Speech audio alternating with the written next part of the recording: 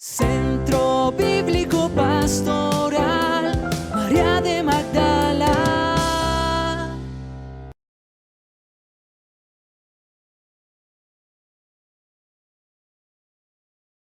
Saludémosla con el piropo que a ella más le gusta. Dios te salve María, llena eres de gracia, el Señor es contigo. Bendita tú eres entre todas las mujeres y bendito el fruto de tu vientre, Jesús. Santa María, Madre de Dios, ruega, Señora, por nosotros pecadores, ahora y en la hora de nuestra muerte. Amén. Madre de la Divina Gracia, ruega por nosotros. Ruega por San nosotros. Pablo Apóstol, ruega por nosotros. San José, ruega por nosotros. Que todo lo que hagamos en esta escuela sea para agradarle al Padre, al Hijo y al Espíritu Santo. Amén. Amén.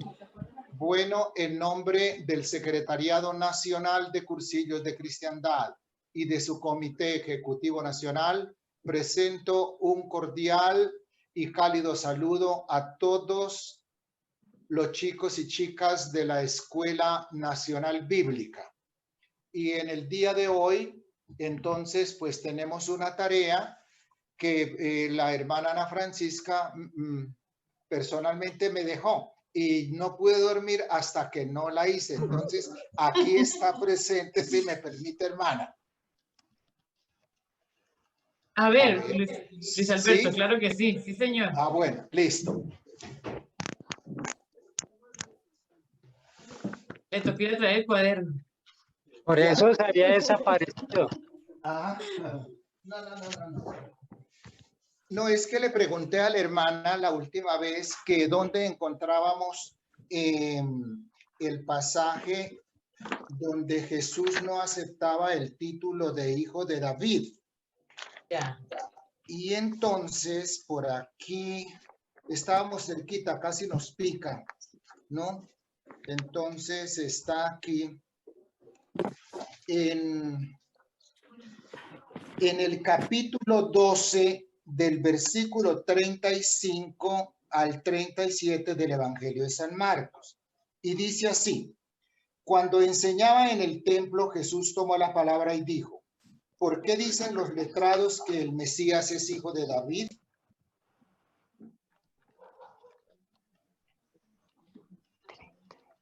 Se apagó el micrófono. Se le apagó, Luis Alberto. Se le apagó el micrófono. Es que estoy hoy, pero hecho. Entonces, ¿por qué dicen los letrados que el Mesías es hijo de David, si el mismo David, inspirado por el Espíritu Santo, dijo: dijo el Señor a mi Señor, siéntate a mi derecha hasta que ponga a tus enemigos debajo de tus pies? David mismo lo llama Señor, ¿cómo puede ser hijo suyo? La gente escuchaba a Jesús con gusto. Y como esta es la traducción de Luis Alonso Choquel, entonces abajo en el comentario dice: Jesús no acepta la filiación davídica por dos razones. Primero, porque él es más que David, y segundo, porque rechaza la idea de un rey que, como David o cualquiera otro, divide el mundo en clases sociales, impone pesados tributos, es nacionalista y excluyente, se basa en la pedagogía de la violencia y no en la conciencia. Pues todas esas características se encuentran en el primer libro de Samuel, en el capítulo 8 del 10 al 18, cuando les dice que pónganle rey y verá lo que les va a suceder. Entonces está hecha la tarea, reverenda madre. Muy bien, perfecto. Un alumno extraordinario. Ajá. Ay, muy señor. Bien. Bueno.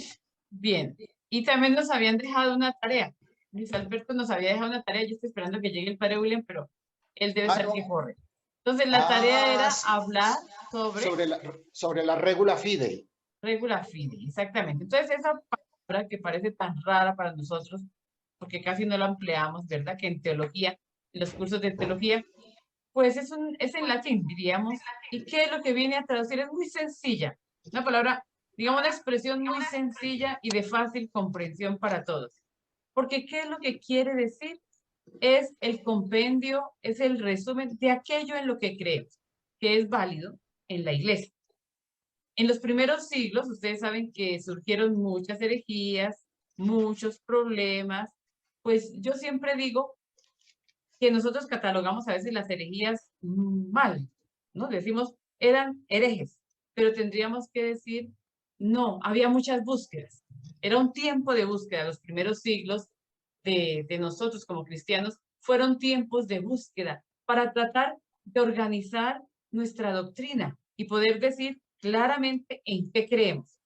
Entonces, como también surgían distintas maneras de comprender el mensaje de Jesús, de comprender el mensaje de Pablo y diríamos, el mensaje de Jesús, el mensaje de Pablo, y de ir organizando la misma iglesia, porque se tenía que ir organizando ya como una institución, podríamos decir, se necesitaba como tener la seguridad de en qué creemos, en qué creemos. Entonces, se llegó a afirmar hacia el siglo segundo, más o menos por ahí tenemos que meter a San Agustín después, más tarde, cuando él ya como que lo ubica, pero a partir del siglo segundo como que se empieza a decir, bueno, ¿y en qué creemos? ¿Cuál es la regla de nuestra fe? ¿Cuál es el contenido de nuestra fe? Entonces, cuando se empieza como a organizar ese contenido y a ese contenido organizadito es que se le da el nombre de regula fidei, o sea, la regla, podríamos decir, el canon de lo que creemos. En quién creemos y qué creemos y cómo profesamos nuestra fe. A lo largo de los siglos esto se vendrá organizando después muy bien porque será el credo, ¿sí? Prácticamente desarrollado. Entonces nosotros diríamos, si tomamos el catecismo de la Iglesia Católica hoy, lo conocemos, porque estamos llamados, y me imagino que ustedes también estudian el catecismo de la Iglesia Católica, si lo conocemos, ahí está condensado nuestra, digamos, el contenido, para decir mejor, no nuestra fe, el contenido de nuestra fe. Eso es la regla de fe, y aquí ya llegó Fray William ahí, gloria a Dios, para que me corrija o me ayude. Hermana, muchas gracias. Y le cuento que el catecismo de la Iglesia Católica, los cursillistas lo estudiamos en una instancia pedagógica que después de llegar del cursillo, entonces las personas llegan con el tizón encendido y se matriculan en la Escuela Abierta de Formación Católica. Muy y entonces bien. En la Escuela de Formación Católica se estudia lo fundamental cristiano en cuatro aspectos. Lo primero son unas nociones elementales sobre la Sagrada Escritura. El segundo, pues unas nociones de teología fundamentadas en el catecismo de la Iglesia. Y yo digo que para no ir a decir babosadas, sino soportar de pronto un baculazo por ahí de esos que hieren, entonces es mejor atenerse uno al catecismo. Al catecismo. Sí, y tercero, entonces se trabaja y se estudia a documentos del magisterio de la Iglesia y se termina con con el estudio, pues claro, no completo, de la doctrina social de la Iglesia. Esa instancia es la primera. Entonces diríamos que está a la vez el contenido de nuestro catecismo, ¿cierto? Que está la oración, digamos, en quién creemos, qué creemos, por qué creemos, cómo creemos. Está la oración y está también la aplicación, cómo vivimos nuestra fe. Eso es. Entonces, las reglas, sí, digamos, el compendio de nuestra regla de fe, de nuestro canon de fe, es en qué creemos, en quién creemos, por qué creemos en Jesucristo, por qué decimos que creemos en la iglesia, porque también implica el creer en la iglesia, y cómo, digamos, y cómo celebramos nuestra fe. Todo eso sería la regula fidei. Gracias, que se desarrolló en los primeros siglos y que luego ya se estableció. Entonces, por ejemplo, hay un tema que una vez yo tuve una discusión muy grande con los alumnos en la Santo Tomás. El tema estábamos trabajando en ecumenismo y estábamos tomando y diálogo interreligioso. Y en ese tema de diálogo ecuménico y diálogo interreligioso, llegamos al tema del pecado original. Pecado original. Entonces yo les expliqué a los alumnos que, por ejemplo, el pueblo judío, el judaísmo, no profesa, no tiene ningún dogma que diga que ellos creen en el pecado original. Esa expresión no la emplea, pecado original. Y lo mismo, pues la Iglesia Ortodoxa tampoco habla de pecado original. Entonces yo les expliqué eso y les dije, y nosotros, pues sí, hablamos de pecado original. Aunque nosotros a veces digamos, pero ¿qué es de verdad el pecado original? Porque si Adán y Eva, pues ya todo lo que sabemos y estudiamos, entonces, ¿cómo así que un pecado original? ¿En qué consiste eso? Y entonces una alumna o unos alumnos muy fundamentalistas armaron un escándalo porque ¿cómo íbamos a decir que no creíamos en el pecado original? Yo les dije, no, yo no estoy diciendo que no creemos, digo, ¿cómo lo aceptan o cómo lo ven otras profesiones de fe? ¿Sí? Y para nosotros, entonces me tocó sacar el catecismo. Miren, para nosotros el catecismo de la Iglesia Católica sí dice del pecado original y se convierte en un dogma de fe. Y quedaron tranquilos. Apenas yo saqué el catecismo, les mostré el catecismo y les dije que el catecismo sí decía esto y esto y esto, hermanos, listo, porque entonces no estamos atentando contra nuestra fe. Entonces se dan cuenta cómo diríamos, diríamos nosotros tenemos que partir de presupuesto o de decir, creemos en lo mismo. ¿Dónde lo encontramos? En el catecismo. Y gracias a Dios, ustedes son muy juiciosos para estudiar lo que el catecismo dice. Ahí está condensado digamos, nuestro cuerpo doctrinal. En quién creemos, cómo creemos y cómo, digamos, lo desarrollamos como cristianos, cómo lo celebramos también. No sé si el padre William quiera decir algo aquí a este punto. No, buenas noches para todos, disculpen la tardanza. Yo ya lo expuse, padre. Buenas noches, padre Buenas William. noches, ¿cómo les va? Disculpen por la tardanza, es que estaba... normalmente yo soy una persona muy organizada, a mí me toca baño los días viernes, haya o no haya necesidad, pero pues acabo de llegar de la calle, entonces tuve que ducharme. Seguramente me ven un poquito más blanco que de costumbre. Estoy con unas citas médicas y pues ahí andamos. Entonces acabo de llegar desde la mañana que salí de aquí a las 10 de la mañana, por ahí, 10 y media, pues y estoy como llegando ahorita. Como aterrizando, muy bien. Sí. Padre, Bueno. pero no le dijo el médico nada grave que le impida dar la clase de hoy. En realidad sí, pero yo dije, no, ¿cómo voy a dejar esta reunión? No, señor. Me dijo, no, usted se va, llega a su casa juicioso, come algo y a la cama. Dije, no, señor, no. Que sí, dije, que no. Pues y al final estoy aquí. Bueno, pues gloria a Dios. Entonces, ya vamos a continuar con Marcos. La semana pasada nos quedamos a punto de subir a Jerusalén. ¿Cierto? A punto. No nos cuenta el texto bíblico, no nos va a contar cómo fue la subida. Eso no lo sabemos. Lo que sí sabemos es que llegamos a Jerusalén. Entonces, Jesús y el grupo que lo sigue, porque nosotros sabemos ya que no era cualquier grupo pequeñito, era un grupo amplio. Aquí voy a colocar esta imagen que me permite un momentico, les permite a ustedes también ver, ¿verdad? Espero que la estén viendo. Entonces nosotros diríamos, llegamos a Jerusalén. ¿Cuánto tiempo se tardaron desde Jericó hasta allá? No lo sabemos. De pronto una jornada, o iban también haciendo estaciones. Eso se hace en una jornadita, no es tan lejos, son unos cuantos kilómetros de subida a Jerusalén, pero es una subida. Es una subida, se sube físicamente, se sube al monte, digamos, se sube hacia Jerusalén. Entonces, lo primero antes de entrar en el texto, diríamos es, ¿por qué ir a Jerusalén? ¿Por qué? ¿Qué necesidad de ir a Jerusalén? ¿Verdad? Se hubiera podido quedar todo el tiempo predicando en Galilea, donde le iba bien a Jesús, y en los alrededores. Pero subir a Jerusalén, y los evangelistas o todos los evangelios nos dicen de esa subida a Jerusalén. Los sinópticos una vez. Si quitemos los relatos de la infancia en Mateo y en Lucas y quedamos con con los tres sinópticos iguales. Es decir, una vez Jesús sube a Jerusalén. Mientras que en Juan, decíamos, creo que cuando terminamos hace 8 días, en Juan Jesús sube 3 veces a Jerusalén. No, muchas veces, pero hay 3 Pascuas. 3 Pascuas. Entonces, esas 3 Pascuas que hay en el Evangelio de San Juan son las que permiten hablar de 3 años de vida pública de Jesús.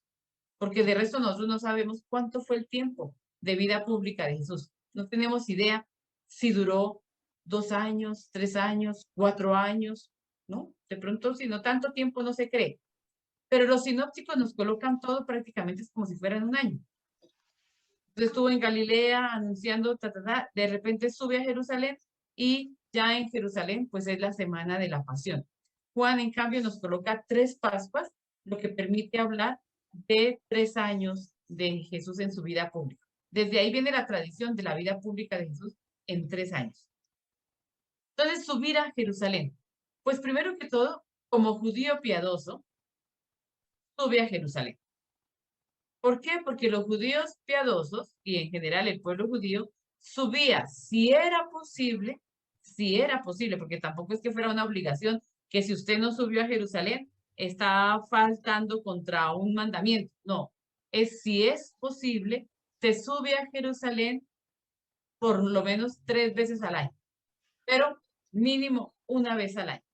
Una vez al año para una fiesta importante, a la fiesta donde más acudían. No era tanto la de Pascua como uno piensa, no, era a la fiesta de Pentecostés. La fiesta más concurrida en Jerusalén es todavía hasta hoy la fiesta de Pentecostés. Entonces nosotros tenemos 3 grandes fiestas de subida, así se llaman, las fiestas de peregrinación, las fiestas grandes del judaísmo. Y las fiestas grandes del judaísmo de peregrinación son la fiesta de Pascua, la fiesta de Pentecostés, seguiditas, digamos Pascua en la primavera, le sigue Pentecostés 50 días después, y luego hacia el mes de septiembre, más o menos por ahí, septiembre, ya aquí estaríamos en el tiempo de las cosechas y todo eso, es la fiesta de las cabañas. Esas fiestas están todas en Juan. En Juan sí podemos, como vamos a entrar al Evangelio de Juan, allá tendremos tiempo de redescubrir las fiestas y de analizar las fiestas y de estudiar las fiestas, y ojalá para esa época todo el mundo ya tenga el librito de las fiestas judías. Lo voy a traer aquí. Es una miniatura del librito, pero es muy bonito. Sí, este librito tiene todo sobre las fiestas judías. Se llama Las fiestas en el Antiguo Testamento y la tradición judía. Y este librito, por ejemplo, fue valorado por los rabinos aquí en Bogotá, ¿cierto? Sobre todo el rabino Goshmin, él, por ejemplo, lo ha valorado muchísimo y dice que es muy bueno, y pues que es un librito salido de mano de católicos, diríamos, de cristianos, pero es valorado porque tiene mucho, bueno, no es grande el libro, pero tiene el contenido, diríamos, tratamos de acercarnos a la manera como el judaísmo lo celebra. Y luego, cómo lo celebramos nosotros los cristianos. Porque ustedes saben que nuestras fiestas prácticamente toman como modelo, como base, las fiestas judías. Con distinto significado, claro está. Pero tomamos esas fiestas judías. Entonces diríamos que Jesús, por ejemplo, en este caso, está subiendo en Marcos casi que para celebrar la fiesta de Pascua.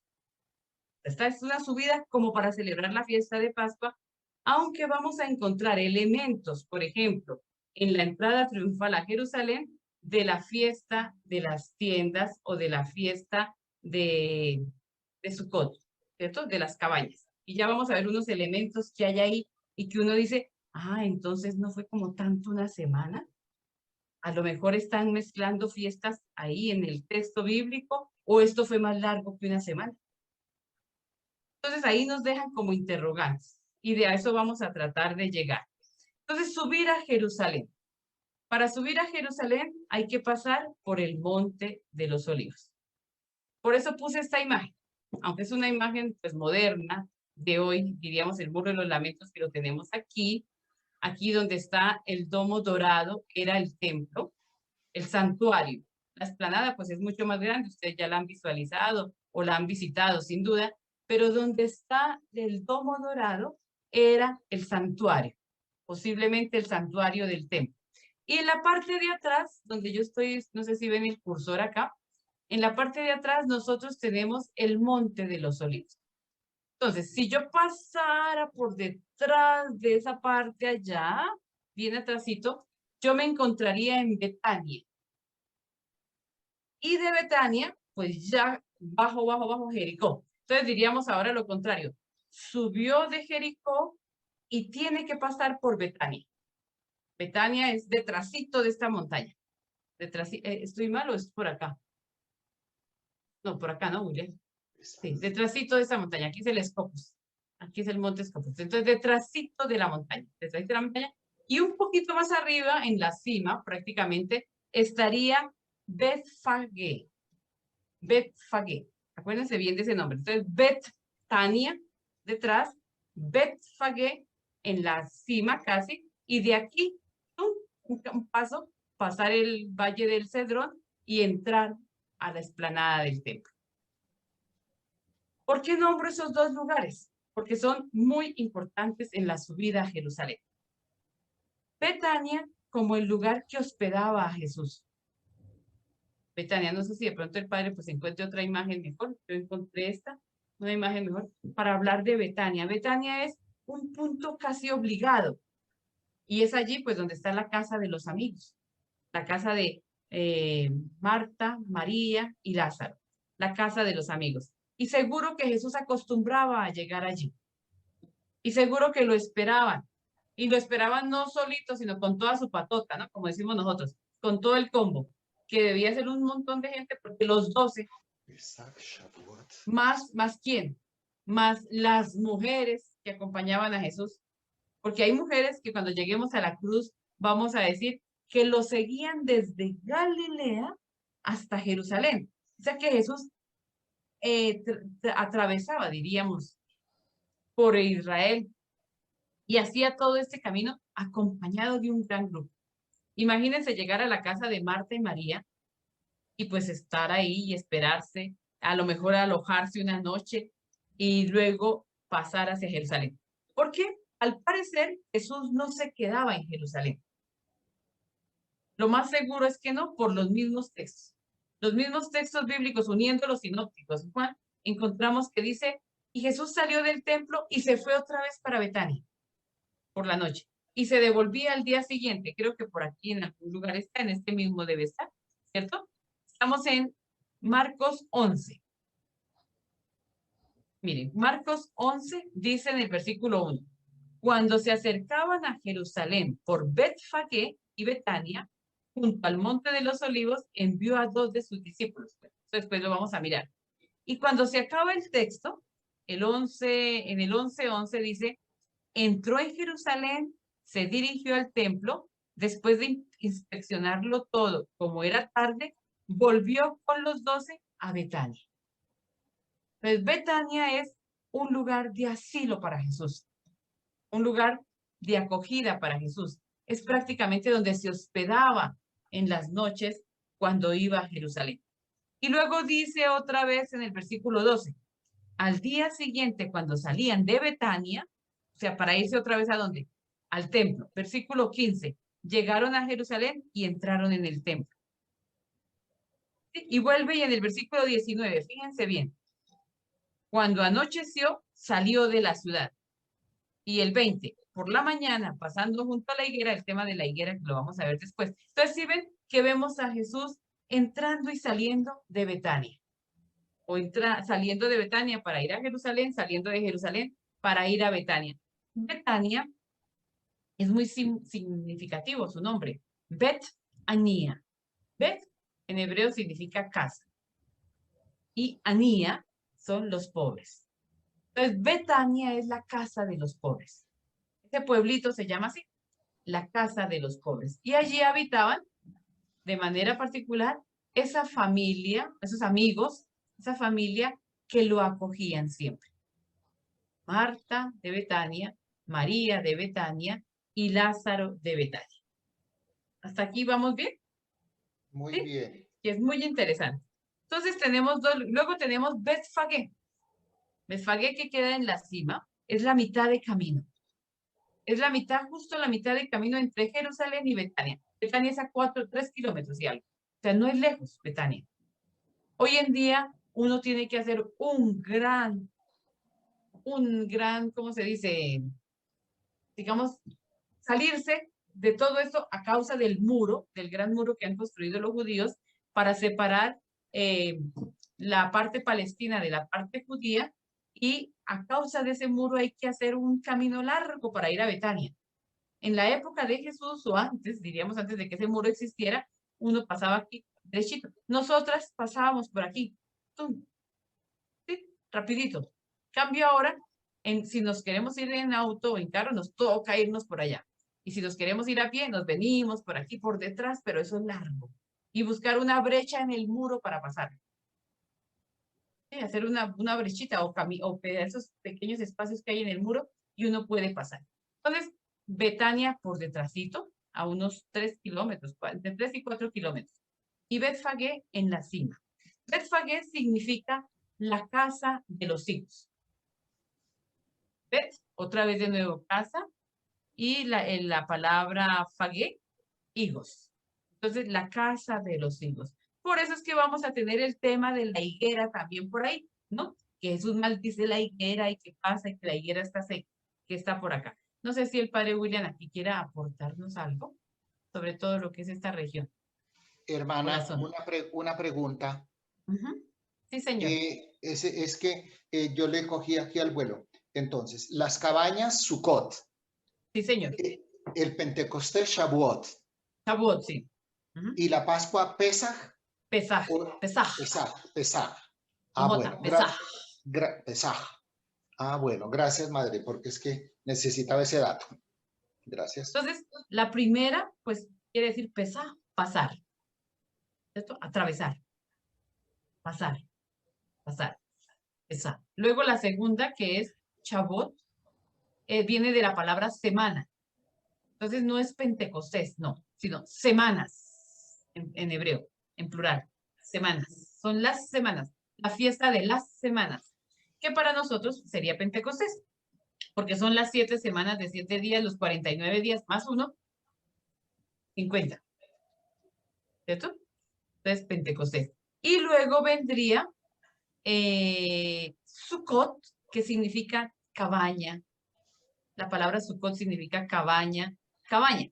Entonces sería la fiesta de las cabañas.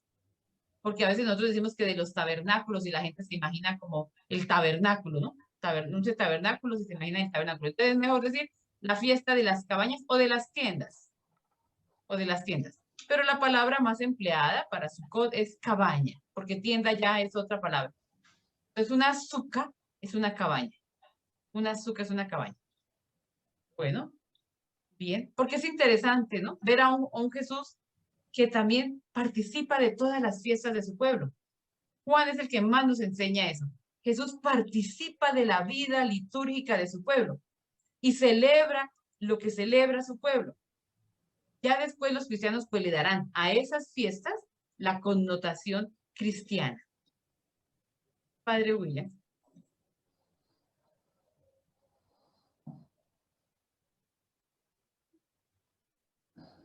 ¿Me oyen? Sí. Un poquito más Bien, fuerte. gracias Anita. Y pues nuevamente buenas noches con todos ustedes. Yo tengo aquí para proyectar unos mapas. De pronto, a ver, solamente como para que nos orientemos un poquitito más. ¿Dónde está? Aquí creo que es, ¿no? Padre, un poquito más recio que no se escucha bien. ¿Y ahí se escucha mejor o qué? Otro poquitico más. A ver, espérense un ratito, entonces tengo que seguramente ver aquí Uy, la ahí, perfecto. configuración.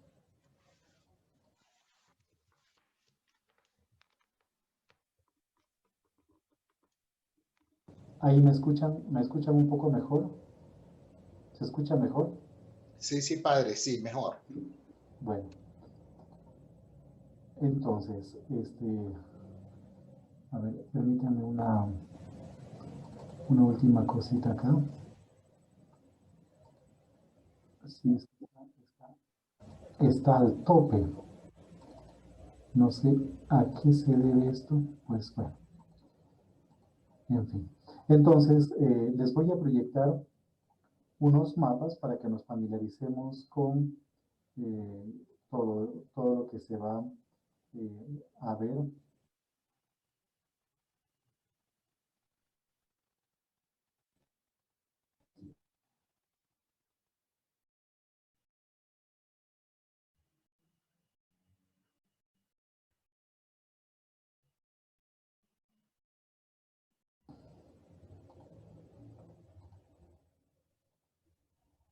Muy bien, me avisan si están viendo. Creo que sí, ¿verdad? Entonces, Ahí está bien. como ya mencionó pues la hermana Ana Francisca, aquí tenemos nosotros a Jerusalén, aquí está Betania. Entre Jerusalén y Betania probablemente hayan unos 3 kilómetros. Y Betfagé se encontraría en la mitad. No aparece aquí en el mapa el nombre de Betfagé, pero estaría en la mitad, desde donde, según la tradición bíblica, habría comenzado lo que normalmente conocemos como el Domingo de Ramos. ¿Se acuerdan ustedes? Habría comenzado en Betfagé. Pero también, como ya mencionó pues la hermana Ana Francisca, la palabra Betfagé, que significa casa de los higos, es el escenario de una escena un poco particular de un Jesús que maldice la higuera. Eso no es por casualidad, eso es intencional. Hoy día probablemente no lo veamos, entonces cuando abordemos el tema de la higuera se van a acordar de eso. O sea, es interesante de por qué esa escena de la higuera sucede justo en Betfagé. Luego, otro mapa, aquí tenemos una especie como de relieve, es como si estuviésemos mirando de sur a norte. Entonces, miren, Jerusalén se encuentra aquí, en esta parte alta, ya un poco camino hacia la depresión del Mar Muerto. No nos olvidemos que el Mar Muerto está a unos 400 metros por debajo del nivel del mar. Y el fondo, el lecho marino, el lecho del Mar Muerto, está a unos 800 metros por debajo del nivel del mar.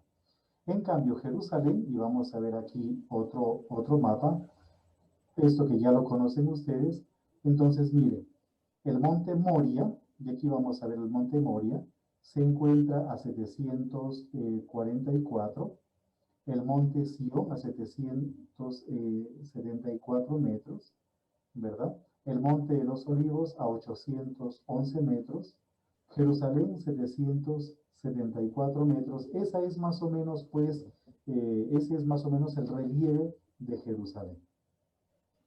Ahora, la Jerusalén que visitamos nosotros hoy en día, aquí les tengo una vista panorámica, no es la Jerusalén de Jesús.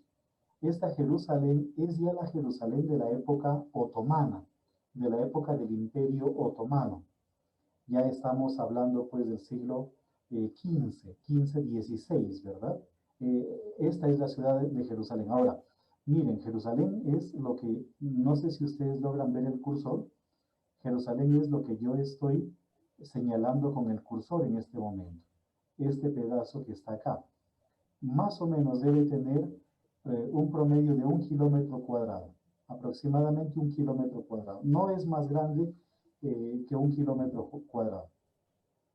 Aquí está la parte norte. Esta fotografía ha sido tomada desde el norte. Aquí está pues la parte norte. El convento nuestro debe ser este de acá. Este debe ser el convento nuestro, donde yo pasé 2 años de mi vida. Y el convento de las hermanas está por acá, ¿no es cierto, Anita? Por este lado, por aquí, por este lado. Ella formó parte del harén de Salomón. Ya vamos a explicar eso. Eso. Por aquí vivió Ana Francisca. En cambio, yo viví por aquí, en la parte norte. Y cuando ustedes, por ejemplo, lean lo referente a los asedios y los asaltos a Jerusalén, por ejemplo, por parte de los romanos, después también en la época cruzada, siempre han sido por el norte, la parte norte, porque si se fijan bien, la parte norte es muy plana, entonces permitía a los ejércitos pues de fuera, a los ejércitos agresores acampar, y al mismo tiempo, si se fijan bien, no hay algo así como defensas naturales, cosa que no sucede por este lado, por la parte oriental o por la parte occidental e incluso la parte sur. Por eso siempre Jerusalén ha sido atacada por la parte norte. Ahora, aquí hay una avenida grande, fíjense, aquí hay un puente, en la actualidad por aquí pasamos por un puente, pero en la actualidad como que ya no se ve el desnivel, porque han hecho, no sé cómo se le llama, un bypass, creo que es un bypass, digamos, han aprovechado el cañón y por ahí pasan los autos para agilizar el tráfico. Por ahí pasa también un tren, ¿no? Por la parte alta. Y esta avenida sería en teoría el límite entre la Jerusalén, hablando ya de Jerusalén moderna, obviamente, entre la Jerusalén hebrea, que sería desde esta avenida hacia el occidente, y desde esta avenida hacia el oriente sería la Jerusalén palestina. Entonces, esta foto está tomada, como ya les he comentado, de norte a sur. Por lo tanto, la parte derecha es el occidente y la parte izquierda es el oriente. El convento nuestro ya está dentro de la Jerusalén palestina. Entonces, cuando uno va a Jerusalén, le preguntan, ¿no? Las autoridades, ¿en qué parte vives? En Jerusalén. Y ellos hacen otra pregunta, ¿Jerusalén este o Jerusalén oeste? Entonces uno dice, pues no lo sé. Uno dice como por salir del paso, uno dice, no lo sé. Ellos dicen, muy bien, dame tu dirección, y ellos sí lo saben. Entonces cuando uno les da la dirección es Jerusalén este, es Jerusalén Palestina, con todo lo que ya ustedes se puedan imaginar. Entonces aquí tenemos las murallas, pero básicamente de la Jerusalén otomana, como les he comentado. Por aquí está la puerta de Herodes, por aquí está la puerta de Damasco, por acá más o menos está la puerta nueva, después más o menos por este lado está la puerta de Jaffa, por acá por este lado debe estar la puerta de Sión. La de las inmundicias. La de las inmundicias. Y por este lado se encuentra la puerta de los leones, la puerta de los leones. Y como soporte de la explanada, pero hacia la parte oriental, está la famosa puerta dorada, la puerta de oro. Esas son como las puertas de Jerusalén, las que se ven en la actualidad. Ahora, la puerta nueva, que está más o menos por este lado, fue construida, fue la última en ser construida en el siglo XIX, finales del siglo XIX, porque por aquí se les permitía el ingreso a los cristianos para no tener dificultades con los musulmanes o con los judíos. Entonces, la Jerusalén actual, por ejemplo, toda esta parte, la explanada e incluso por acá, hasta por acá, es el famoso barrio musulmán. Esto que está acá, más o menos desde por acá, todo esto sería el barrio cristiano. El Santo Sepulcro se debe encontrar más o menos por aquí, por esta zona, es el barrio cristiano. Ahí también está el patriarcado, o lo que para nosotros sería el obispado, donde vive el obispo. Después, más o menos, por este lado está el barrio armenio, y por este lado se encuentra el barrio judío. Esos son los barrios en la actualidad, ¿no? Los barrios en la actualidad. Pero yendo un poquitito, otra foto. Esta foto está tomada desde el oriente. Por lo tanto, estamos aquí en el Monte de los Olivos. Probablemente esta foto haya sido tomada, no es desde Dominus Flevit, porque, o a no ser que tengan una... No, más arriba. ¿Perdón? Más arriba. Más arriba, tal vez sea mucho más arriba. Aquí están los cementerios judíos. Aquí hay cementerios judíos, aquí también, por acá están los cementerios musulmanes. Entonces, nuevamente, aunque no se ve tanto como en la foto anterior, pero aquí tenemos, fíjense, el torrente Cedrón, la ciudad de Jesús, o la Jerusalén que conoció Jesús, había sido más bien hacia el sur, que hoy en día es un barrio árabe, un barrio musulmán. Hoy esta es la muralla pues, de la ciudad actual. Por aquí se ingresa, por esta puerta se ingresa al Muro de los Lamentos, pero un poco más arriba está la puerta de Sion.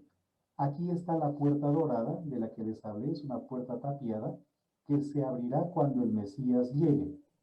Aquí está, ¿eh? La puerta tapiada, es una puerta tapiada, y más hacia la parte norte, aquí está la puerta de los leones.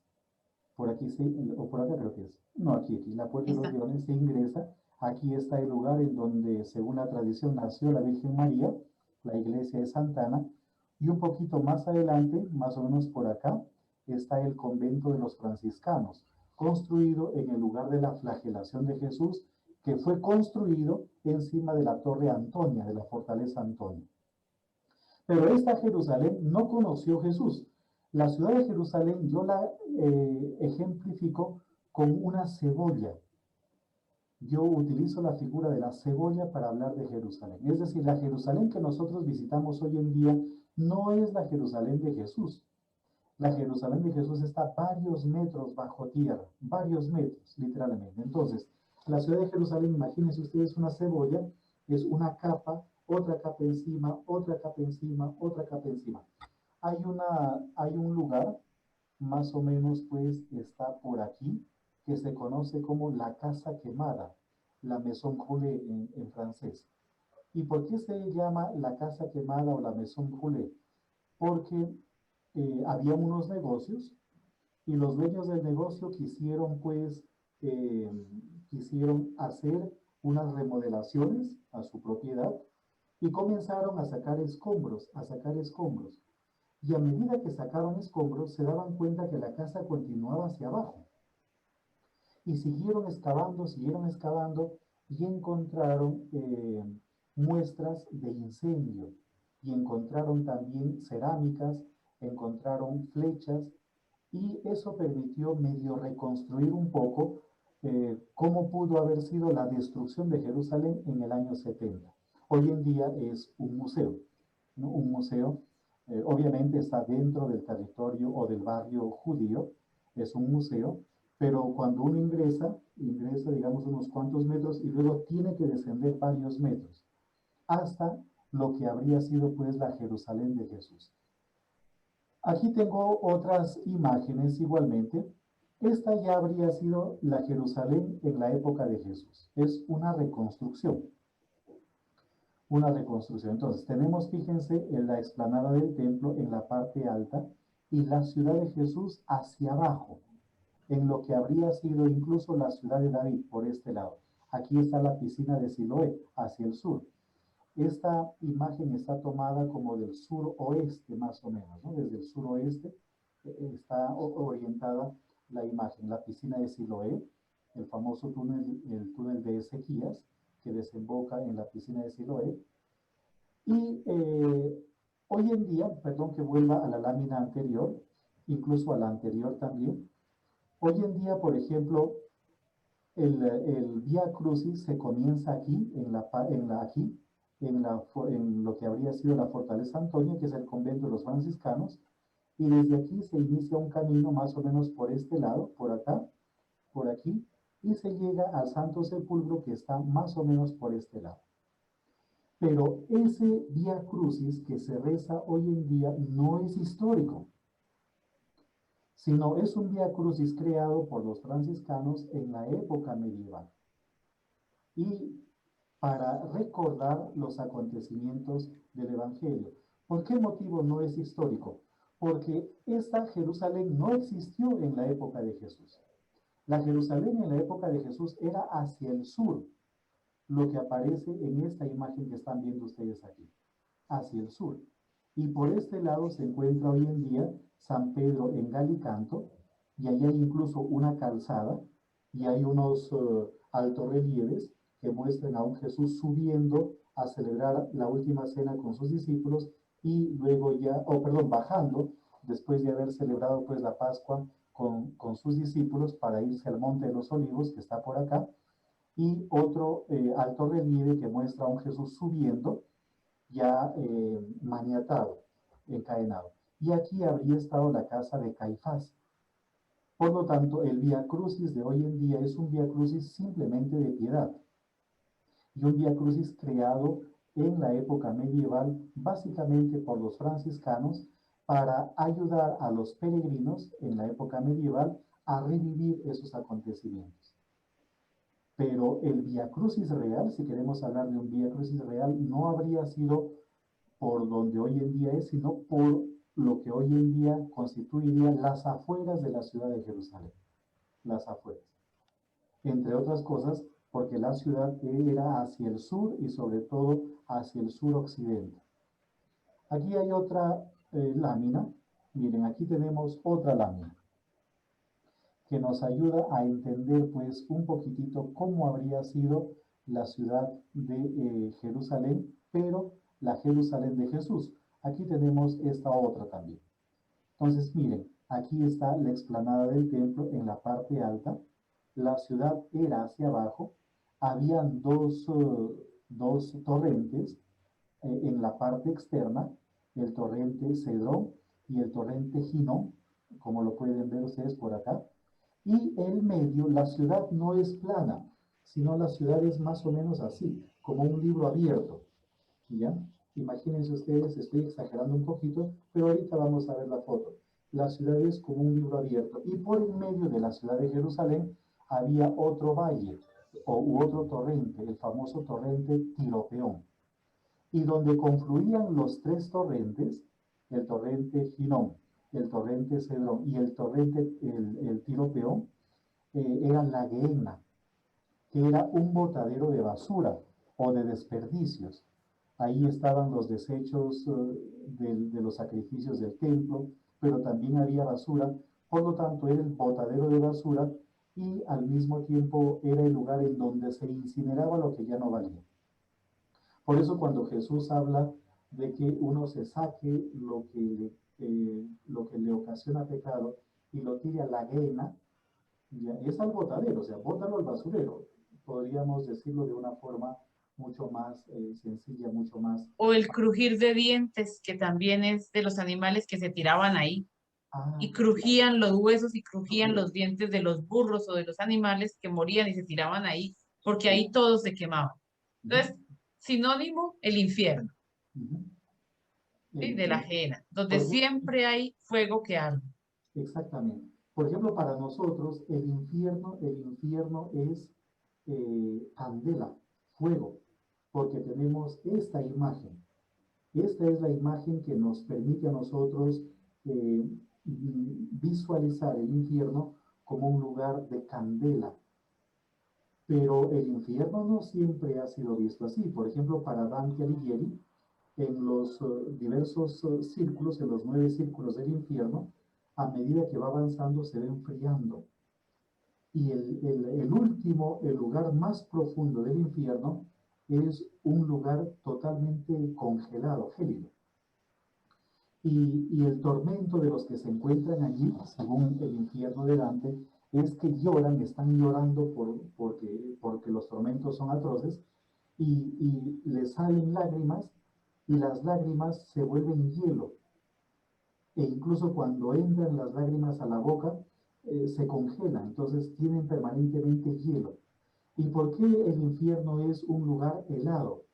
Porque se está alejando totalmente del cielo, que de por sí es luz y de por sí es calor. O sea, eso es un poco la mentalidad que tiene el Dante Alighieri, cuando habla pues en la Divina Comedia de lo que es el cielo y de lo que es el infierno, ¿verdad? Pero en la imagen de infierno, yo no sé qué pensará Ana Francisca. Honestamente, pues aquí soy ignorante, o a lo mejor Luis Alberto también tiene algún otro dato. Pero por ejemplo, no, ese es un dato dominico, ¿no? Y no es chiste, es basado en la realidad. Le preguntan a un fraile, es español, me reservo el nombre. Le dicen, fray fulano, ¿crees en el infierno? Y él contesta, dice, ya lo creo, pero os diré una cosa, está vacío. Sí, sí. Eso fue lo que dijo el Papa. ¿Qué Papa dijo? Creo que el Papa Juan Pablo II. Aunque el Papa Benedicto XVI dijo que sí hay infierno y que no está vacío. Y cuando uno, por ejemplo, lee el Dante, y a partir del cuarto círculo, me parece, del cuarto círculo del infierno hasta el noveno, ya comienzan a aparecer clérigos, comienzan a aparecer los papas, sobre todo los papas simoníacos, pero también comienzan a aparecer los papas y los clérigos que han tenido problemas pues de pedofilia, digamos así, o de relaciones contra natura, ¿no? Ya comienzan a partir del cuarto círculo a aparecer. Pero bueno, por ejemplo, yo no sé hasta qué punto, aunque esto ya viene del Antiguo Testamento, en los Macabeos, ya se percibe eso en el segundo libro de los Macabeos, cuando están atormentando a uno de los muchachos, Él dice, yo voy a resucitar, ¿ya? Pero tú también vas a resucitar, pero para los tormentos eternos. O sea, ya en el segundo libro de los Macabeos, como que se percibe una resurrección universal, o sea, para todos, buenos y malos, pero los buenos para una vida más feliz y los malos para una vida de tormentos. Incluso en el Nuevo Testamento, pues en el Evangelio de Lucas, esa escena del rico y del pobre Lázaro, ahí se habla de un lugar de premio y de un lugar de tormentos, ¿verdad? Pero Jesús, cuando habla de la Gehenna, yo no sé si Jesús tenía él, probablemente sí, porque Jesús viene del norte de Galilea, en donde también estaban presentes estas ideas grecorromanas con respecto a, a lo que sucedía después de la muerte. Pero él, por ejemplo, está hablando, cuando habla de la Gehenna, no habla del infierno como a veces nos lo imaginamos, sino habla de que hay que desecharlo. Y probablemente esté haciendo alusión al botadero de basura. Y por aquí, cerca de la Gehenna, por ahí se encuentra también Akeldama, el campo de sangre, que hoy en día es un monasterio pues ortodoxo, el campo de sangre, o el campo que se compró con el dinero que Judas devolvió según la versión de Mateo, porque según la versión de Lucas, de Hechos de los Apóstoles, Judas no devolvió nada, y él se compró el campo. O sea, según Lucas, él se compró el campo. Según Mateo, el campo fue comprado por los sumos sacerdotes. De eso, de Judas, sobre la muerte de Judas y eso, aunque no aparece en Marcos ni en Juan, ya podemos hablar después cuando abordemos lo referente a la pasión. Entonces, son simplemente datos para que nosotros podamos, pues, como darnos cuenta de cómo era Jerusalén. Ahora, No quites la imagen. a Jesús lo habrían capturado aquí, en Getsemaní.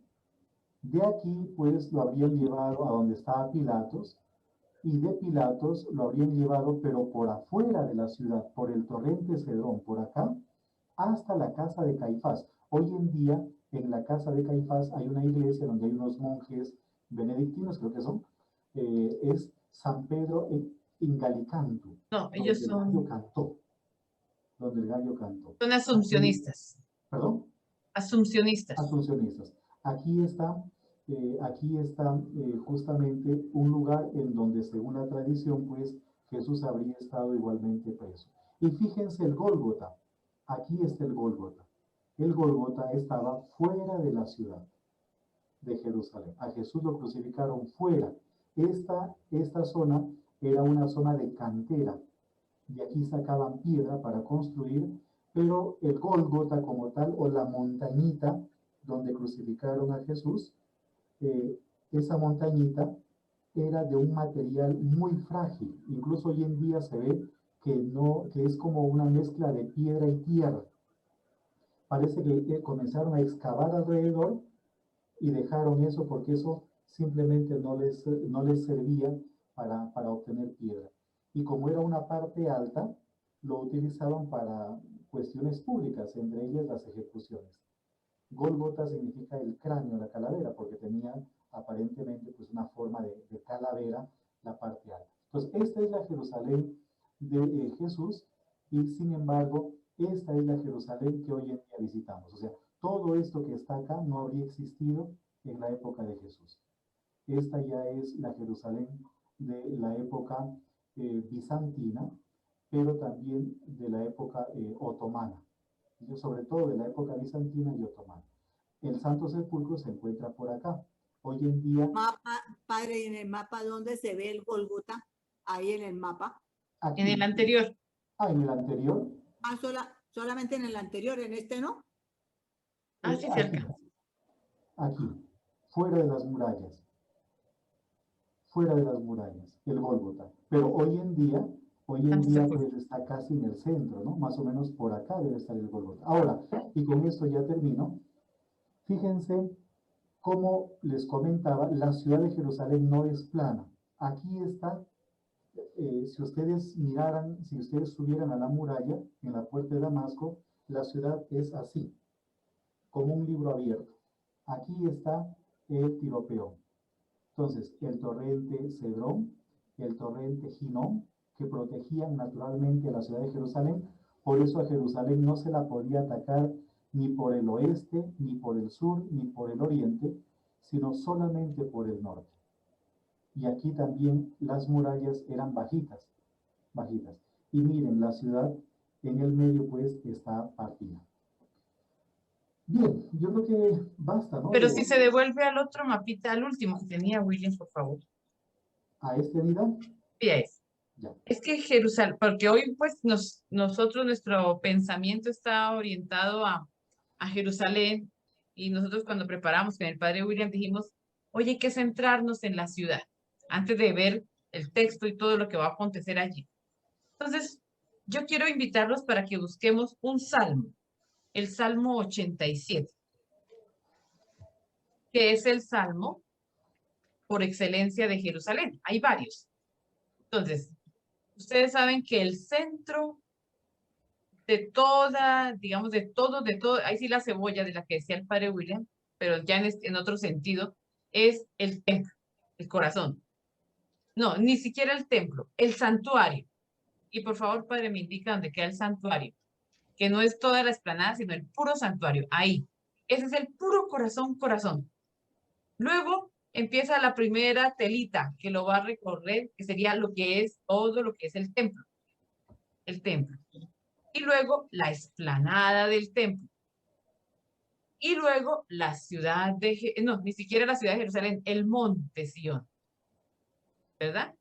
Y luego la ciudad de Jerusalén construida sobre el monte Sión, luego la tribu de Judá, donde está Jerusalén, y después sí se abriría a todo el pueblo o todo lo que es la Israel o la Palestina del tiempo de Jesús. Y ahí sí se abre al mundo entero.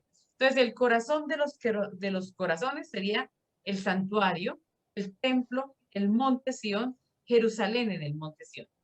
Entonces, si lo cierra otro poquito, padre William, porque yo quiero hablar ahorita de las colinas que rodean a Jerusalén. Entonces, tenemos aquí, nosotros diríamos, tenemos, el Salmo 87 dice lo siguiente: por él está fundada entre las santas montañas, el Señor prefiere las puertas de Sión a todas las moradas de Jacob. Maravillas se dicen de ti, ciudad de Dios. Contaré a Egipto y a Babilonia entre los que me reconocen. También filisteos, tirios y nubios han nacido allí. Y de Sión se dirá, o sea, de la montaña del monte Sión, donde está el templo, se dirá, este y el otro han nacido en ella, el Altísimo en persona la ha fundado. El Señor escribirá en el registro de los pueblos, también este ha nacido allí, y cantarán mientras danzan. Todas mis fuentes están en ti. Entonces, ¿qué diríamos? Este es uno de los salmos, hay una colección de salmos que podríamos llamarlos los salmos de Sión o los salmos de Jerusalén. Y este es el mejor exponente de esos salmos. Jerusalén está en el corazón de la piedad. Por eso es que un judío sube allí no porque le toque, sino porque es, diríamos, le nace ir a Jerusalén, visitar Jerusalén, visitar el templo. Y pues yo creo que ya dentro de 8 días vamos a hablar de todo lo que es la estructura del templo. Es mucho. El templo es una institución. Es la institución más grande y más importante y que mueve todo en Israel. Mueve la economía, mueve muchas cosas, ¿cierto? El templo. Entonces, con respecto a las montañas que rodean a Jerusalén, ¿cierto? Las santas montañas. Nosotros hablamos tradicionalmente de 7 colinas sobre las que está construida o que rodean a Jerusalén. 7 colinas. Igual que cuando vamos a Roma decimos que Roma está construida sobre 7 colinas, las 7 colinas de Roma. Aquí tendríamos que decir las 7 colinas de Jerusalén, que a la hora de la verdad no es que sean 7, porque estamos sobre la misma cadena montañosa. La cadena montañosa más importante es el Monte de los Olivos, la cadena montañosa del Monte de los Olivos. Pero sobre esa cadena montañosa se sacan varias montañitas y tendríamos 7 colinas, 7 montañas. Entonces, la primera, y el padre William nos ayuda con el cursor como a ubicarla más o menos. sería el monte Scopus. El monte Scopus. El monte Scopus estaría, El monte Scopus. Ahí sí que no se ve nada. Ahí sí. digamos, estaría por aquí. O sea, más incluso por acá. Ya, ¿por qué se le llamaba monte Scopus? Porque es el monte desde donde se ve la visión. Y precisamente era lo primero que el peregrino divisaba cuando ya iba llegando a Jerusalén. Entonces, en la subida a Jerusalén, divisaban el monte Scopus y se alegraban. Y empezaban a cantar los himnos de su vida. Entonces, No ese es el, no hay forma de ver el monte Scopus. Estaría por acá, escriben el nombre, entonces Scopus, así, Scopus, S-C-O-P-U-S, Scopus, el monte Scopus. Entonces el monte, hoy queda allí la Universidad de Hebraica, sí, en el monte Scopus, ahí está Scopus, S-C-O-P-U-S, Scopus.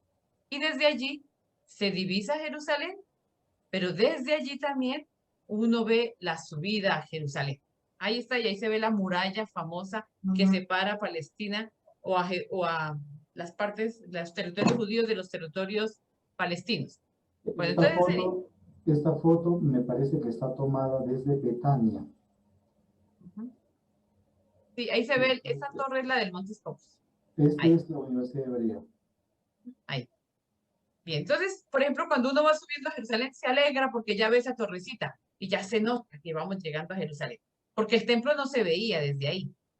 Se veía era el Monte Scopus. Luego nosotros nos volveríamos al Monte de los Olivos. Entonces, en el Monte de los Olivos, que sería el monte más importante, la montañita que vemos ahí, esa es la montaña del Mesías. Entonces, la primera es el monte desde donde yo diviso que ya voy llegando a Jerusalén. La segunda es el monte del Mesías. Y se llama el monte del Mesías porque es el monte de la unción, Olivos. Es el monte de la unción. Los judíos poco lo llaman monte de los olivos. Somos nosotros. Y nos imaginamos que es de los olivos porque hay muchos olivos. Y pues hoy en día sí hay olivos. Y hay muchos, antiguos también. Pero se llamaba, o su nombre real sería el monte de la unción. Porque allí se ungía. La unción se celebraba, diríamos, de los reyes en el monte de los olivos. Allí se ungía. Entonces su nombre cultural, podríamos decir, es el monte de la unción. Y Jesús precisamente desciende a Jerusalén desde el monte de la unción. Él es el Mesías. Por eso los evangelistas quieren colocarlo a él descendiendo desde el monte de los olivos y desde bien arriba, o sea, desde Betfagé. Luego tendríamos el monte del escándalo. Es el lugar más bonito de todos. El monte del escándalo, la vista más bonita la tienen desde el monte del escándalo. Allá viví yo. ¿Cierto? Allá, esa fue mi casa durante 4 años, larguitos.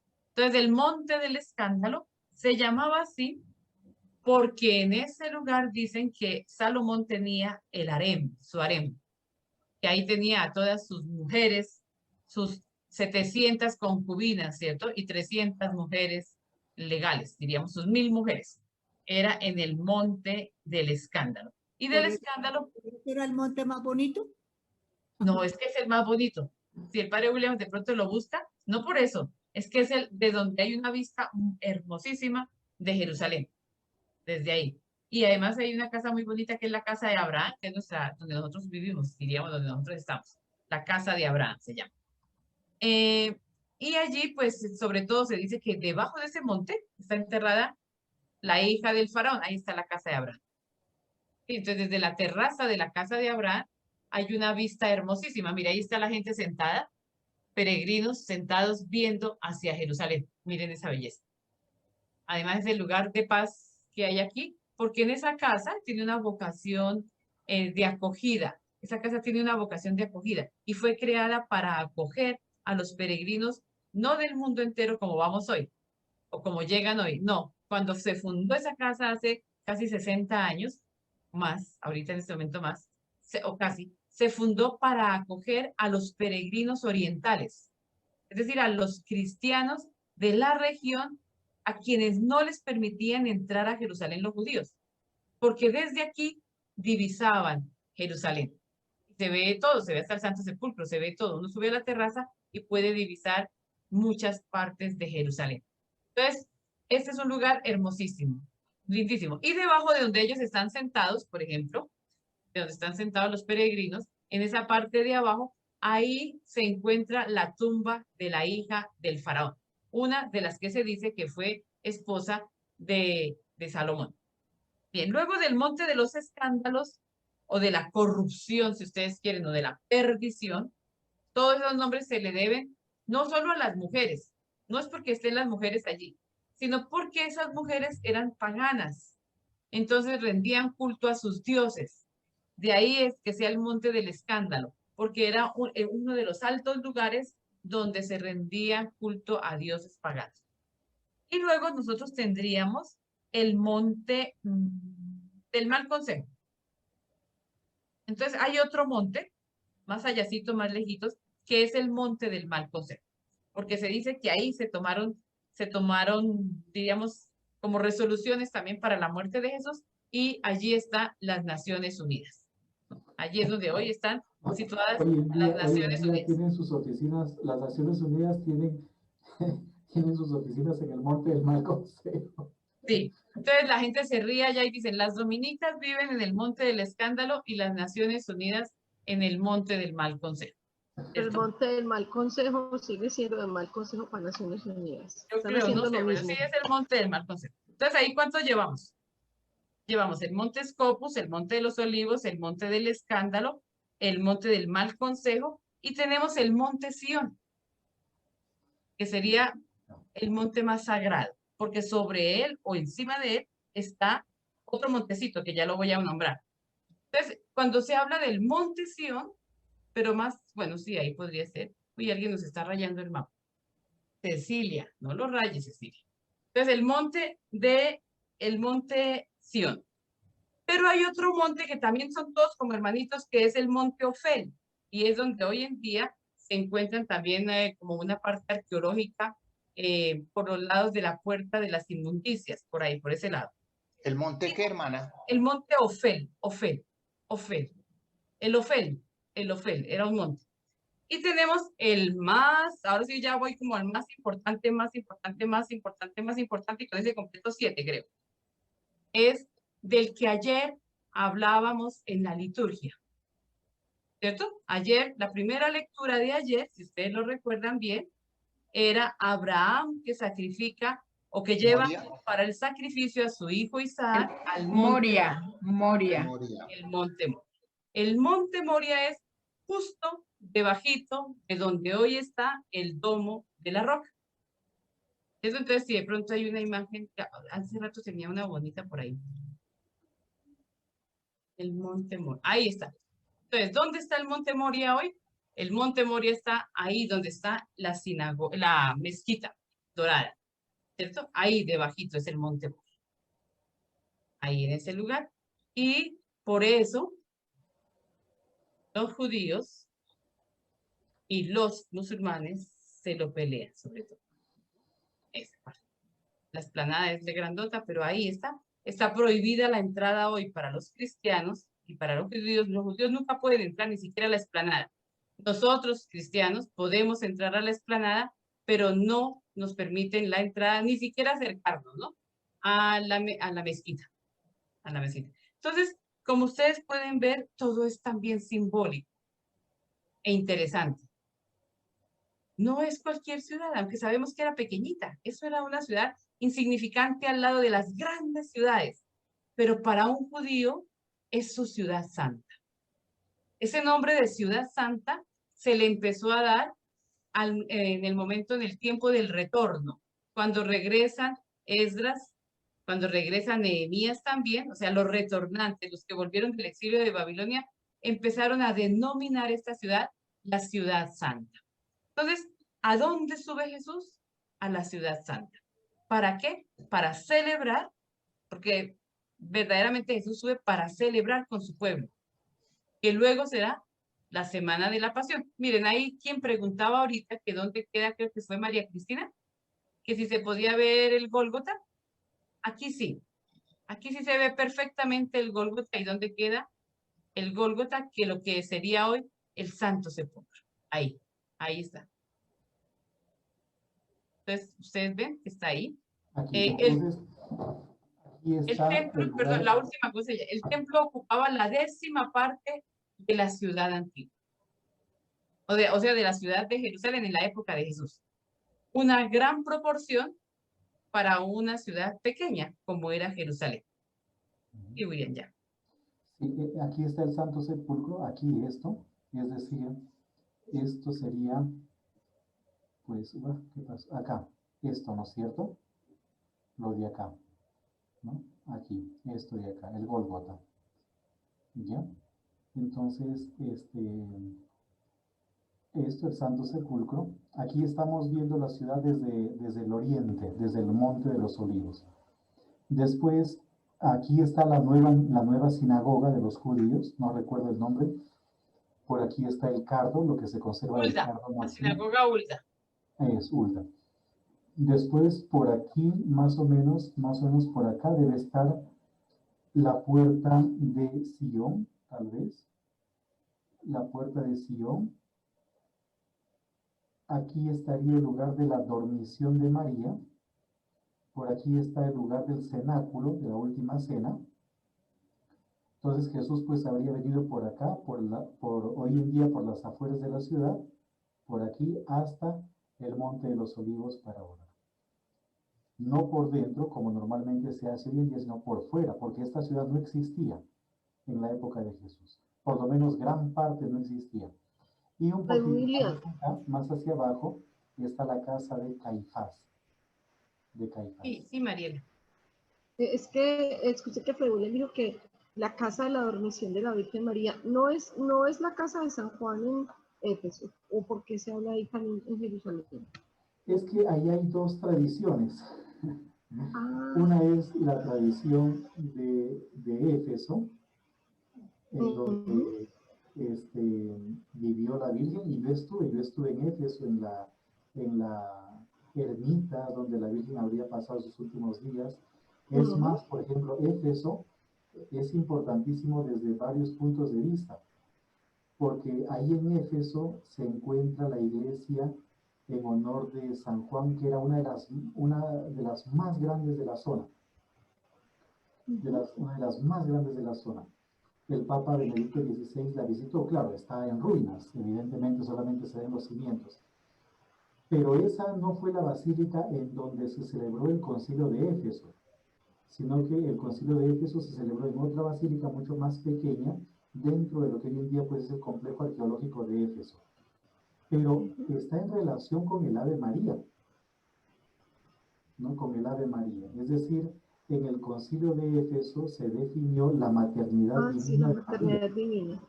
Exactamente. El concilio de Éfeso se celebró en Éfeso intencionalmente por toda la tradición mariana y sobre todo por toda la tradición también de Juan. Y otro elemento que debemos tener en cuenta, aunque aquí hacemos un paréntesis y lo abordamos desde la perspectiva bíblica, en el libro de los Hechos de los Apóstoles, si la memoria no me falla, en el capítulo 18, 19, hay un problema grande en Hechos de los Apóstoles. Y es un problema que origina la predicación de Pablo en relación con el platero Demetrio y ¿cómo es que se llama? Y el grupo de los orfebres, ¿no es cierto? El grupo de los orfebres. Porque ellos hacían su negocio vendiendo templetes de Artemisa o de Diana. Y en Éfeso estaba una de las 7 maravillas de la antigüedad, que era justamente el templo de Diana o el templo de Artemisa. Hoy en día sobreviven unas 2 o 3 columnas, no sobreviven más, porque el templo fue una de las maravillas de la antigüedad, fue construido encima de un pantano. Y hay 2 versiones de por qué fue construido sobre el pantano. Una primera versión es que los arquitectos y los ingenieros pues se equivocaron a la hora de escoger el terreno. Pero hay otra versión que también va en sintonía con lo que dice el libro de los Hechos de los Apóstoles, y es que parece que cayó un meteorito en la zona. Por eso, en el libro de los Hechos de los Apóstoles, se habla de la imagen de Artemisa que cayó del cielo.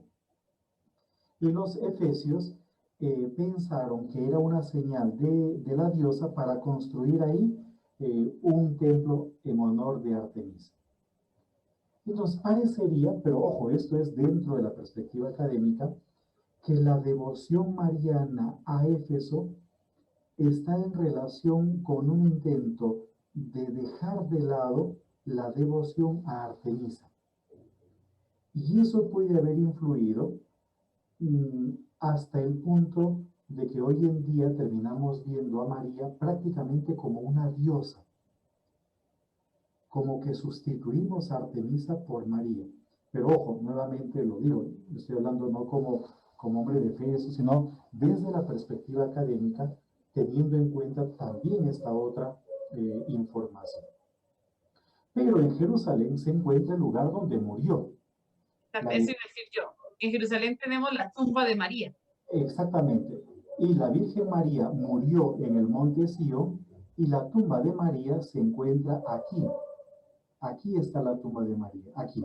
Ahí. ¿Verdad? A ver, déjenme ver un ratito. Que los ortodoxos veneran. Nosotros no, pero los ortodoxos. Nosotros no. La visitamos. Y para nosotros al costadito está Getsemaní. Pero aquí, a ver, déjenme orientarme un poquito. Debe ser pues más o menos, yo creo que es como un poquito más acá. Ahí está la tumba de María. Sí, creo que es como más hacia la derecha. Está la tumba de María, ¿no? Y hay que descender y todo lo demás. Y ahí hay un sarcófago, creo que un sarcófago en donde está la tumba de María. Pero claro, María fue llevada al cielo. Ahora, nosotros hablamos de la asunción de María. Y para hablar de la asunción de María, nosotros hablamos o tenemos en cuenta la literatura apócrifa. Les invitaríamos a leer los textos apócrifos que hablan de la asunción, como María, cuando estaba siendo llevada al sepulcro, porque María murió, comenzaron unos herejes a querer mancillar el cuerpo de María. Y es así que para que no sea ultrajado el cuerpo de María, vinieron unos ángeles y se lo llevaron al cielo. Eso cuenta la literatura apócrifa. Pero, por ejemplo, los ortodoxos en ese sentido son más precisos, porque los ortodoxos no hablan de la asunción de María. Los ortodoxos hablan de coimicis Mariam, literalmente la dormición de María. Y la dormición es la muerte. La muerte, ¿no? Entonces María Padre, sí. Aprovechando que ustedes dos son teólogos además de biblistas, ¿no? Entonces quiero formularle una pregunta que pues a mí me la preguntan y a veces me quedo corto. Cuando nuestra Iglesia Católica definió el dogma, ¿sí?, de que María sube en cuerpo y alma al cielo, el Papa no se atrevió a utilizar la palabra resurrección. Pero hoy los teólogos de alto calado, fino, dicen que realmente lo que estamos celebrando ahí es la resurrección de María por gracia de Jesucristo, ¿no? Y que en cuerpo y alma está así, pero en cuerpo glorificado, porque allí en el cielo no hay ni butacas, ni hay cosas de esas, ¿no? Pero entonces, por eso seguimos utilizando las expresiones que mi mamá utilizaba. Y el cuarto misterio es el dichosísimo tránsito de María Santísima de esta vida mortal a la eterna. Y punto, ¿no? Pero hoy existe la tendencia de los teólogos a explicar que esa asunción es la resurrección de la bienaventurada Madre. Sí, totalmente de acuerdo. La resurrección, ¿verdad? Es la resurrección. O sea, María resucitó. Una vez muerta. Una vez muerta. Una vez muerta, claro está. Sí, porque hay otra cosa en el mundo católico y lo dicen algunos predicadores, no, que ella no pudo, ¿cómo que? ¿Cómo Que que no no, que no murió, murió? sino que Si pues, no, exactamente. si murió Jesús en su humanidad, por debajo de él muere todo el mundo.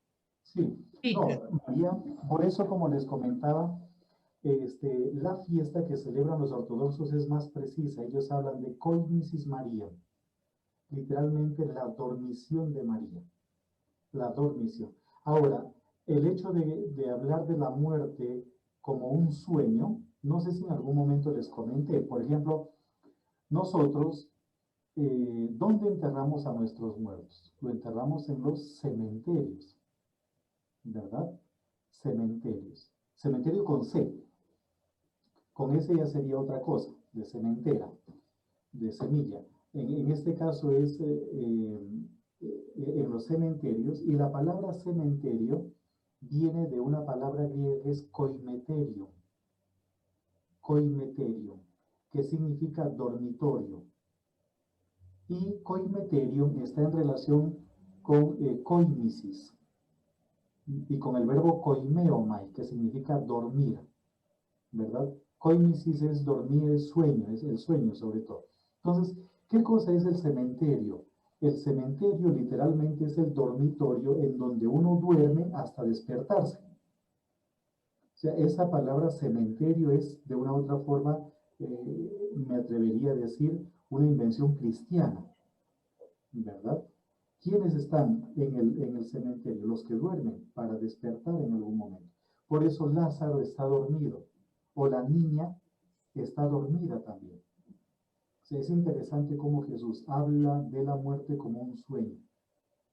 Y los católicos tenemos justo la dormición de María. Ahí están los monjes, ellos son benedictinos, ¿no, Anita? benedictinos. Benedictinos alemanes. Y aquí, a ver, aquí está, debe ser por acá, no, más o menos, a ver, No. déjenme orientarme. Ahí.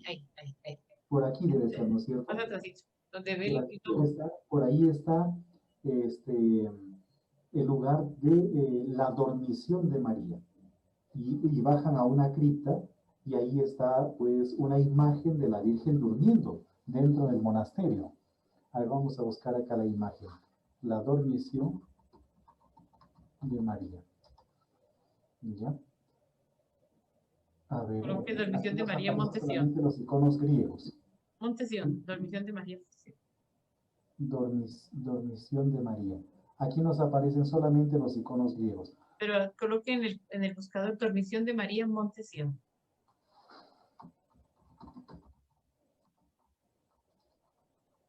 En el monte Sion. Aquí está. No, esto no. Este es. Efectivamente, este es.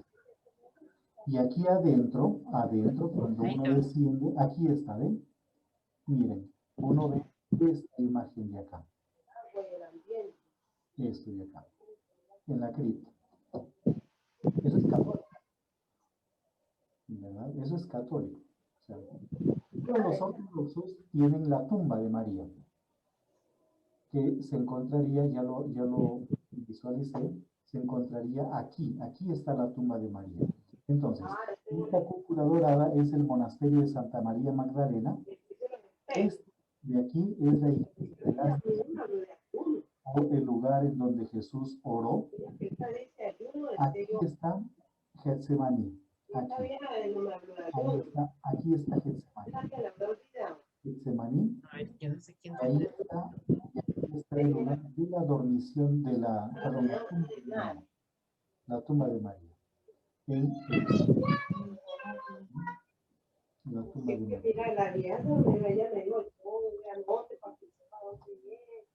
El día, la hora. La tumba de María. Por este callejoncito se va a Getsemaní y por esta puerta se ingresa a la tumba de María. No se oye En casi. pleno Torrente Cedrón. ¿Cómo? ¿No se Casi escucha? no se oye. Y es que alguien está hablando.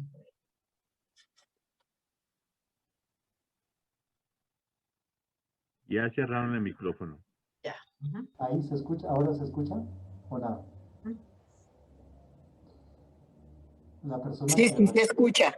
Sí, ¿Sí sí se te escucha? escuchamos. Pues. La persona que rayó las imágenes va a soñar con la hija del faraón esta noche, porque justo en ese momento que Ana Francisca hablaba de la tumba de la hija del faraón, hizo las rayaduras. Bien, bien. ¿Qué más, Anita? Yo pienso que hicimos como un paseo por Jerusalén, ¿verdad? Como ubicándonos por Jerusalén. Vimos, diríamos, esta parte de las montañas sobre las que está Jerusalén. Esas dos ciudades que nos interesan para el texto dentro de 8 días, que son Betania y Betfagé. Y dentro de 8 días nosotros ya entraríamos con la famosa, diríamos, al templo, porque vamos hacia el templo, ¿no? Del Monte de los Olivos al templo, bajando del Monte de los Olivos, lo que nosotros llamamos la entrada triunfal de Jesús en el templo, porque ya está en los límites de Jerusalén, en el templo de Jerusalén, y diríamos todo el movimiento que hay alrededor de él, que desciende del monte. Recuerden bien que dijimos que desciende del monte de la unción, por donde se esperaba que debía descender el Mesías. Entonces, tendremos la oportunidad de ir a los textos del Antiguo Testamento, cuando nos hablen que el Mesías descenderá por ese lugar, y pensaremos en Jesús descendiendo por ahí. Es un signo profético. Pero a la vez en este texto hay varios elementos que corresponden a la fiesta de los tabernáculos. Entonces yo les voy a dejar una tarea para dentro de 8 días. Y es que dentro de 8 días yo los invito para que tomen el Salmo 118. El Salmo 118. Un salmo que nosotros lo llamamos que es el Salmo Pascual. Y seguro que apenas lleguemos a la Pascua, vamos a empezar a cantarlo todos los días durante la octava de Pascua, y después durante el tiempo pascual repetiremos: este es el día en que actuó el Señor, sea nuestra alegría y nuestro gozo. Es un salmo que lo hemos cristianizado para hablar de Jesús, del gran, diríamos, del gran acontecimiento de la resurrección. Pero este salmo originalmente hace parte de las fiestas de peregrinación a Jerusalén. Entonces, yo quiero que ustedes comparen el texto bíblico de Marcos 11, la entrada a Jerusalén, la entrada triunfal a Jerusalén, y tomen el salmo. Y en esa lectura de tomar el texto de Marcos y el Salmo 118, traten de encontrar las conexiones. ¿De acuerdo? Tratan de encontrar qué conexiones hay entre ese salmo y ese salmo que es de la fiesta de las tiendas y la entrada triunfal de Jesús a Jerusalén. Y con eso comenzaremos dentro de 8 días. Madre, por favor. Mire, una de las cosas con la que me quedo esta noche que he aprendido es lo del monte de la unción. Y entonces ese es un simbolismo, pero tenaz. Entonces, el año pasado sus señorías nos explicaron lo que era signo y lo que era símbolo, ¿no? Y como estamos trabajando tanta simbología bíblica, entonces les pediría que para la próxima clase nos hicieran el favor de explicarnos lo que es el significante y el significado en lingüística para captar la estructura del símbolo. Bueno, vamos a tratar de hacer la tarea. Porque nos ponen tarea y el significado. Significante y significado para captar la idea del símbolo. Disculpe, bueno, madre, pero realmente yo creo que es que eso de la unción nos dejó turuletos, ¿no? Lo del Mesías, el monte de la unción. Y en Jesús se tienen que cumplir las escrituras, recuérdenlo siempre. Entonces, pues démosle gracias al Señor porque nos permite no solo leer los textos, Marcos capítulo 11, sino también conocer el contexto, ¿cierto? El contexto en el que el texto es pensado, creado y entregado a nosotros. Y pues yo pienso que esta es una oportunidad siempre de poner en manos del Señor a los cristianos que habitan en Israel. Y más a los cristianos que ya se quieren preparar para ir a la celebración de su Domingo de Ramos y no pueden. Que no pueden atravesar, diríamos, esa muralla que los separa o ese muro que los separa. Y ahorita en este momento los jóvenes empiezan a prepararse para todo eso, pero es muy difícil llegar a Jerusalén. Nosotros tenemos muchos medios para llegar a Jerusalén. Ellos no tienen los medios a veces que tenemos nosotros. Y viven en el mismo territorio y están a pocos pasos de Jerusalén y no la pueden visitar. Gracias, Madre. Padre Marco Tulio, aprovechamos su sagrada presencia para la bendición. Bueno, muchas gracias. Nos están preparando en este tiempo de la Cuaresma para encontrarnos con Jesús en Jerusalén. Y le agradezco mucho a la hermana Ana Francisca y al padre William porque nos están haciendo un retiro muy concreto, muy real. Es como introducirnos en este ambiente de la Pascua, de la Pesach. Entonces, que el Señor les conceda a ustedes la gracia de podernos llevar durante estos tiempos, estos días, a encontrarnos con la palabra y encontrarnos con Jesús muerto y resucitado. Muchas gracias y que el Señor nos bendiga. El Señor esté con ustedes. Y con tu espíritu. Y la bendición de Dios Todopoderoso, Padre, Hijo y Espíritu Santo, descienda sobre ustedes. Amén. Muchas gracias. Gracias, Tulito. Gracias, hermana Ana Francisca. Gracias, Fray William. Gracias a todos por su presencia, por su puntualidad. Dios los bendiga. Buenas noches. Bueno, hasta luego. Veo a Ana Corredora, Nelcy Serrano, Marta Medina, Cecilia Murcia, Roberto Fuentes, Jacqueline Medina, a Sony, a 012-292, ese es Conrado de Pacho, a Ana Aurora, a María del Carmen, a Gustavito y su dignísima Luz Dari. Qué alegría verlos. Lucinda Gómez, Alba, Olga Inés de Girardota, Mariela Cano. Marielita, estaba de paseo, estaba de parranda. Ajá, me contaron que estaba turisteando. Bueno, qué alegría verte. Flor Marina, Cecilia Murcia, María Cristina Terán. Bueno, Alba. De Caquesa, por favor, de la región del Oriente. Alba Luz, claro, pero cómo no. Qué alegría verte. A Carmencita Payares desde Cincelejo, a Vicente Velandia desde Zipaquirá, a Francisco Moncada desde Chía, ajá, a Joaquín Bolívar y a su dignísima esposa, entonces desde Bogotá, Jacqueline, que es de Amada Virginia de Cúcuta. Muy bien, muy bien. Esto es toda la representación del país. Muy bien. Entonces los esperamos el miércoles, juiciositos, porque vamos a empezar una nueva experiencia que es la experiencia del precursilio mediante talleres que va a desarrollar el padre Idinael. Bueno, dicen que lo bueno se hace esperar. Bueno, yo espero que empecemos realmente puntuales. Bueno, entonces eso es todo por esta noche. Gracias por su presencia y bueno, y nosotros también estudiemos lo que es el significante y el significado, ¿no? Porque eso no es solamente, no, pues, a ver, también, nosotros tenemos que hacerle con cariñito. Bueno.